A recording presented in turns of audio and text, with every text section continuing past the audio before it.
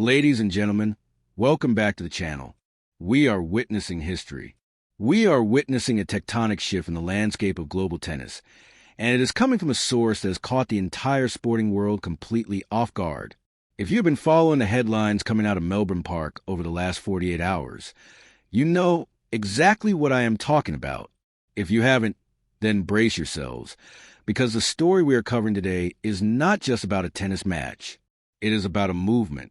It is about a frenzy that has forced the biggest broadcasters in the region, Channel 9, ABC News, the titans of Australian media, to rewrite their schedules and focus their cameras on a 20-year-old prodigy who entered the tournament unseeded but left the court as a global icon. The headline is real. The shock is palpable. And the name on everyone's lips is Alexandra Eala. We are talking about the 2026 Australian Open.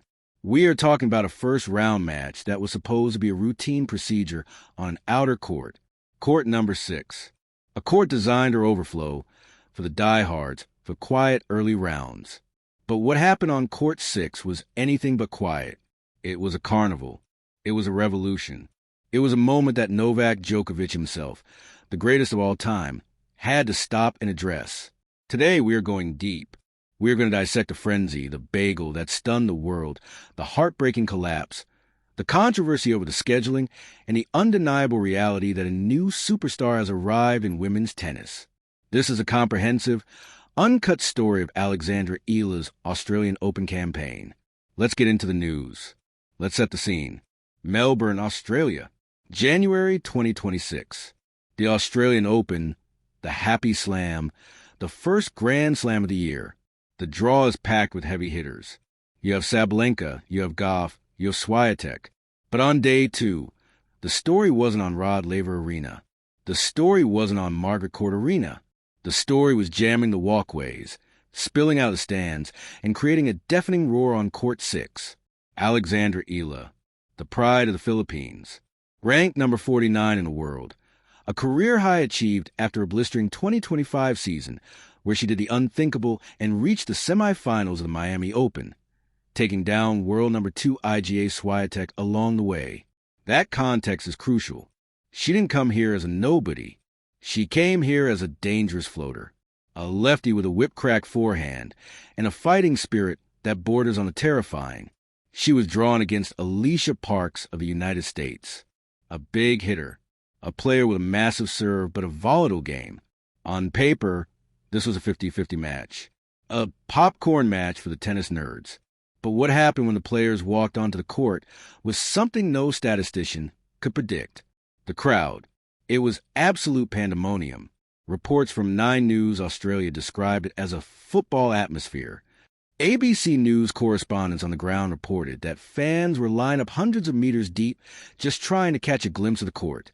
Thousands of Filipinos waving the red, blue, and white, chanting, "Alex, Alex, Alex," before a single ball was even hit. It was intimidating. It was electric. And for the first 30 minutes of that match, it propelled Alexandra Eala to a level of tennis that was simply perfect. I want you to understand the magnitude of this start. In tennis, we call it a bagel, a 6-0 set. It is the ultimate statement of dominance. It is rare at this level. It is almost unheard of in a competitive Grand Slam first round between 2 top 100 players. But Eala didn't just win the first set. She dismantled Parks. She suffocated her. Eala came out of the blocks firing lasers from the baseline. Her movement was fluid. Her anticipation was supernatural. She broke Parks in the opening game, a marathon 12-minute game that set the tone. She broke her again and again. In 22 minutes, Alexandra Eala pocketed the first set 6-0. The world was watching. Social media exploded. Eala is the real deal. Eala is going to win the Australian Open. The hype train didn't just leave the station. It broke the sound barrier. At that moment, 6-0 up, with the crowd screaming her name, it looked like a coronation. It looked like we were watching the birth of a champion who would cruise through the draw. But tennis is a cruel sport. It is a sport of momentum. It is a sport where the mind is just as important as the muscle. And this is where the shock in our headline truly comes into play. Because what happened next was a reversal of fortune so dramatic, so gut-wrenching, that it left the thousands in attendance in stunned silence. Alicia Parks, to her credit, did not fold. She is a fighter. She has a serve that can crack 200 kilometers per hour. And in the second set, she found her range. She started hitting through the court. She started drowning out the noise. She realized that the crowd wasn't just cheering for Eala. They were cheering against her. And as Parks said in her post-match interview, it put a fire in me. The tide turned, slowly at first, and then all at once. Parks took the second set 6-3. Now we are in a decider. Third set, winner takes all. The tension on court 6 was thick enough to cut with a knife. Eala fought. She fought with everything she had. She saved match points. She clawed back from deficits. But the momentum had shifted irrevocably. The power of Parks was too much. The unforced errors from Eala, non-existent in the first set, started to creep in. The final score, 0-6, 6-3, 6-2. Alicia Parks wins. Alexandra Eala is out in the first round. It was a heartbreak, a tragedy in 3 acts. The perfect start, the gritty middle, and the agonizing end. But here is the twist. Here is why this story is leading the news bulletins in Australia.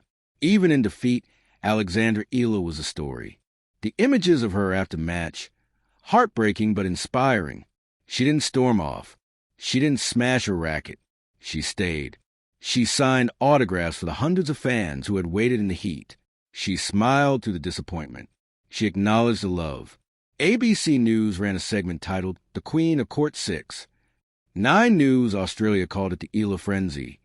And then the controversy. Why was this match on Court 6?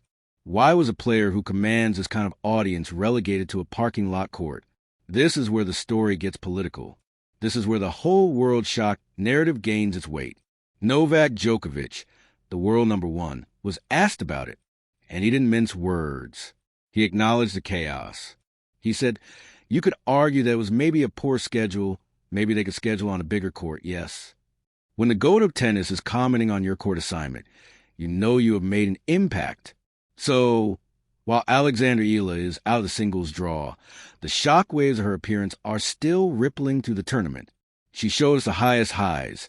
That 6-0 set was top 5 player material. And she showed us the vulnerability of youth. But most importantly, she showed the world that she is a box office attraction. She is not just a tennis player. She is a national treasure for Philippines and a rising superstar for the Asian region. This is a news summary. Alexandra Eala dazzles, dominates, and then devastatingly departs. But the Eala frenzy? That is just getting started. Now let's transition. We need to go deeper. The headlines give you the score, but they don't give you the context. To understand why this loss stings so much, and why that first set was so significant, we need to look at the trajectory of Alexandra Eala over the last 12 months. We need to talk about 2025. You cannot understand the pressure on Alex Eala at this Australian Open without understanding the miracle run she had in Miami last year. That was the breakthrough. That was the moment she transitioned from promising junior to legitimate threat, beating IGA Swiatek. I want you to pause and think about that. Swiatek is a machine. She is the queen of clay, but she is dominant everywhere. For Eala, a teenager at the time, to take her down on a hard court, that wasn't luck. That was a display of tactical brilliance. It showed that Eala has the weapons to beat the best in the world. She finished 2025 breaking into the top 50. She won gold at the Southeast Asian Games. She made the semifinals in Auckland just weeks ago, beating Donna Vekic. She arrived in Melbourne not hoping to qualify, but expecting to win matches. Let's analyze the match against Alicia Parks. What actually went wrong? The first set was a masterclass in controlled aggression. Eala is a lefty, and she uses that to devastating effect. Her cross-court forehand pulls opponents off the court, opening up the line. Against Parks, in that first set, Eala was neutralizing Parks' biggest weapon, the serve. She was standing in, taking the ball early and rushing Parks. Parks is a big girl. She needs time to wind up those ground strokes. Eala didn't give her time. 6-0 It was tactical perfection. So, how do you lose from 6-0 up? It's a tale as old as tennis. The bagel curse. When you win a set so easily, sometimes you relax. Just a fraction. You take a breath. And at the same time, your opponent has nothing to lose. Park started swinging freely. I'm losing anyway. Might as well hit it hard. And when a power player like Park starts landing those haymakers, the dynamic changes. Eala, who is not the biggest player on tour physically, suddenly found herself on the back foot. She was being pushed behind the baseline. Instead of dictating points, she was retrieving. And the serve. We have to talk about the serve. Eala's serve has improved. It's punchier, better placed. But against a returner like Parks, it sat up just enough in the second and third sets to be punished. The mental aspect is also fascinating. The crowd. We mentioned the crowd as a positive, and it is. But can you imagine the pressure? Thousands of people screaming your name after every point. When you are winning, it lifts you up. But when you start losing, when you double fault, that silence or that collective groan, it weighs a ton. Eala admitted in her post-match press conference that it was overwhelming. She is 20 years old, carrying the hopes of 115 million Filipinos. That is a heavy backpack to wear on a tennis court. Let's pivot to the scheduling controversy, because this is what the Australian media is obsessed with right now. Tennis Australia dropped the ball. Plain and simple. They underestimated the Eala effect. Court 6 is a fine court. It's intimate, but you do not put a national icon on Court 6. You put her on Kia Arena. You put her on 1573 Arena. By putting her on a small court, they created a safety hazard and a chaotic environment. Novak Djokovic's comments are significant because he rarely criticizes tournament organization unless it's blatant. He knows what it's like to have a partisan crowd. He recognized that the conditions were unfair to the fans and, ironically, unfair to the players. It created a circus atmosphere rather than a professional sporting environment. Parks had to deal with heckling. Eala had to deal with the suffocating expectation. This is a lesson for the Grand Slams moving forward. Asian tennis is rising. We saw it with Li Na, we saw it with Naomi Osaka, and now we are seeing it with Alexandra Eala and Zheng Qinwen. The fan bases are massive. They are passionate, and they travel. The tournaments need to adapt. We also need to touch on the doubles, because the news cycle didn't end with a singles loss. Eala paired up with Ingrid Martens Brazil. They played Magda Linette and Shuko Aoyama. Again, the pattern repeated itself. A blistering start. They were up 4-0 in the first set, dominating. And again the collapse.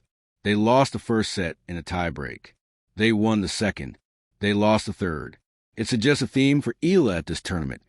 Starting fast, finishing slow. This is not a criticism of her talent. It is an observation of her current developmental stage. Maintaining the high-octane, zone level of tennis for 3 hours is the hardest thing in sports. The big three, Djokovic, Nadal, Federer, they made it look easy. It is not easy. Eala has the peak level. We saw it. 6-0 against Parks. 4-0 against Linette/Aoyama. Her A game is top 10 material. Her B game and her stamina, mental and physical, are what need to catch up. And they will. She is 20. Why is the whole world shocked? Because the tennis world is desperate for new stars. We are in a transition era. Swiatek is great. Sabalenka is great. But Eala brings something different. She brings a region. She brings a story. She brings a humility that is very marketable. The coverage from 9 News and ABC wasn't just about the scores. It was about the phenomenon. They were interviewing fans who took days off work to see her. They were showing the flags. They were realizing that Eala is a needle mover. For the sponsors, for the tour directors, for the TV networks, Alex Eala is gold dust. Even when she loses, she generates more engagement than some players who win the tournament. That is why this first-round exit feels like a major event, because it was a major event. So, where do we go from here? The Australian Open 2026 is over for Alexandra Eala. The scoreboard will show 2 first-round losses. One in singles, one in doubles. On paper, it looks like a failure. But if you look closer, if you look past the numbers, you see the truth. You see a player who has the raw materials to be a Grand Slam champion. You see a forehand that can dictate play against the biggest hitters on tour. You see a tactical mind that can dismantle opponents when she is fresh. The loss to Alicia Parks will sting. It should sting. Being up 6-0 and losing is a scar that takes time to heal. It will keep her awake at night for a few weeks. But as the saying goes, you either win or you learn. And what Alex Eala learned this week in Melbourne is invaluable. She learned what it feels like to have the world watching.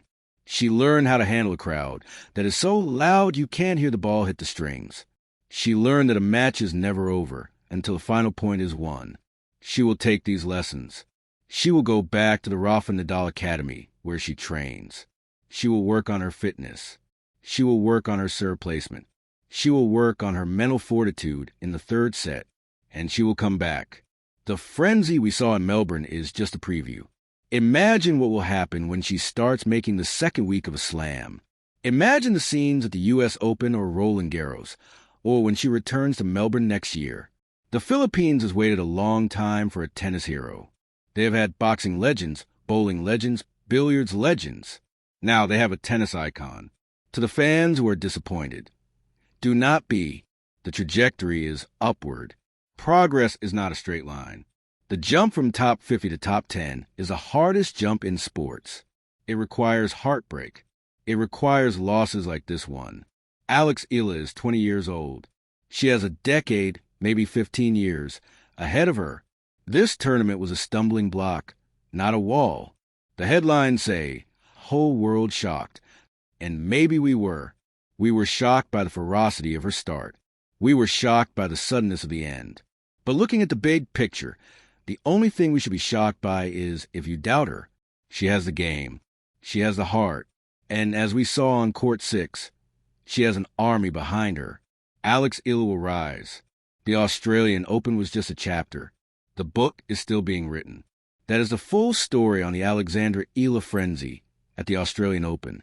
We will continue to monitor her ranking, her upcoming tournaments, and her journey throughout the 2026 season.